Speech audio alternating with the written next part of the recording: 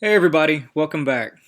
So here's part 2 of the Porsche 944 S2 Cabriolet video.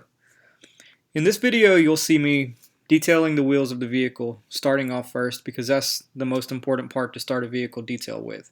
Previously, I foamed the vehicle down to lift all the contamination off the surface to prevent scratches and swirls.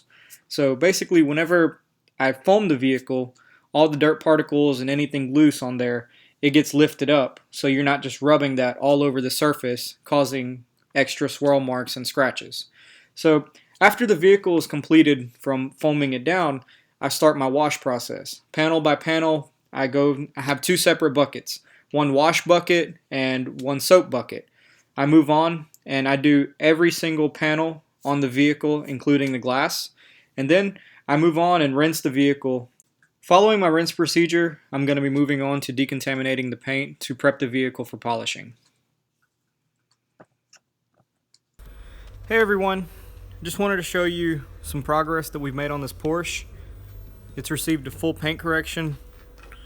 It's a 1991 model. If you guys take a look at the album that we have on our Facebook page, you'll see a lot of the before pictures.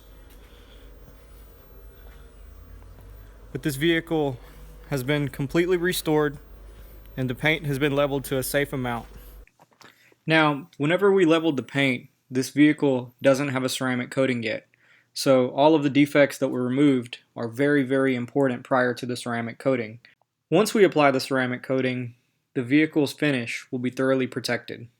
Stay tuned with us for the results.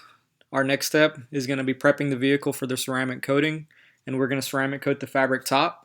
Also, the paint is going to be ceramic coated, so it's going to be extremely glossy, and it's definitely going to stay protected for a very long period of time. So stay tuned with us and look out for our next video. Also, check out our album for this vehicle on Facebook.